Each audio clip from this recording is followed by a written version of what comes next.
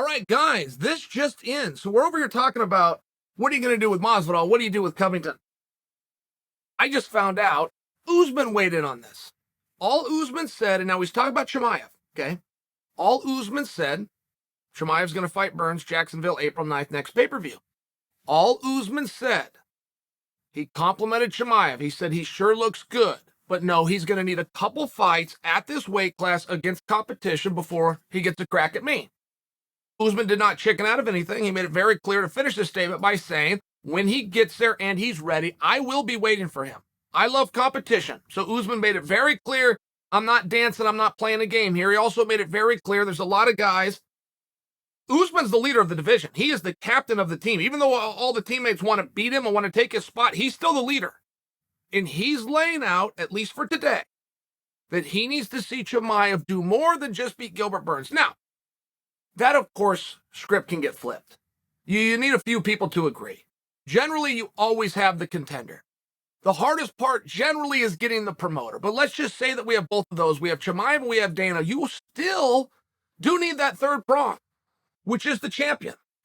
Champions change their minds all the time.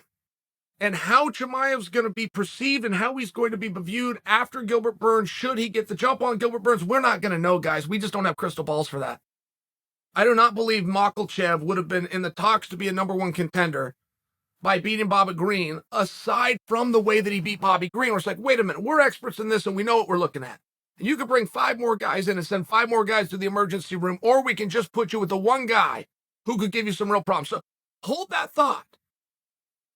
But Usman now has created a conversation. He's created something for us to think about. Usman has never put his foot down. I don't think he's going to here. But let's just take him at his word for the discussion, because it does help with our previous talk of what do you do with Colby. I've never seen anybody in as weird of a purgatory as Colby Covington. He is the number one contender, clearly. Not only can nobody beat him, nobody can win a round against him. He is the only number one contender in any weight class, any gender, anywhere in our sport, and any organization who doesn't get a fight for the title. Imagine doing that. Imagine being Colby. Imagine the work that it takes, the mental toughness that it takes, not just to do the media, but get to practice twice a day, every day, when the only thing that you want isn't even an option for you. Imagine that. It's very hard. So Colby's going to need another path. Now, let's say that Usman wins this conversation.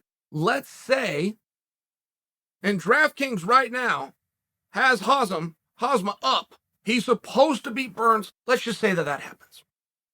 But now you have what Usman's saying, because the only thing that Colby needs is Usman to sign off. If you go to Dana White, go, Dana, would you make Colby versus Usman again? Dana probably would tell you no, but if he elaborated on why, my guess is because I don't want to call Usman and tell him he's got to do the same thing that he's already done twice successfully. I don't want to call him. I don't want to deal with that. It's not right to ask him. He's not going to want to do. Okay, but does Usman want to not fight Colby more than he does not want to fight Chimaev right now? If that's the case, and you're in Dana's shoes where you got to get a yes on the telephone or it's a complete waste of time, you present that to the champion. You say, what if I have them fight each other? You don't want to fight both of these guys. What if I can meet you halfway and I can eliminate one of them from the conversation for good? Will you agree to take on whoever is left standing? That's a very different offer. That's a very different talk. And all I can do when I tell you guys this, I could put myself in their shoes and try to think what I would do. I could call Kamaru right now, and he would tell us all what his gamesmanship is and what his plan is. But I have a feeling from knowing Kamaru as well as I do, he doesn't truly care. Somebody asked him a question, he answered the question. In a perfect world, I'd like to see this guy have a couple more fights. That's very different than no when that phone call actually comes in, which is one thing Kamaru Usman has never said. He has never said no. So, but hold that thought. Because if I was in Kamaru's shoes, of course I'm assessing the division. Of course I'm looking it up and down. Of course I see that Chimaev is completely undefeated and Colby Covington is for sure the number one contender. Of course I know I could see both of those guys again, and that's some damn hard lifting. Or, instead of doing that, you're telling me you'll get rid of one of them forever. I never have to hear his name again. I only got to take on one guy one time, and both of them go away. That's a very different offer. That's a very different consideration psychologically if you're Usman. So this game continues. We're going to keep on playing. I'm just sharing for you where this goes now does have a little bit of a new wrinkle. Chimaev versus Burns, number one contendership? Well, it depends who you ask. Because right now the champ is saying no.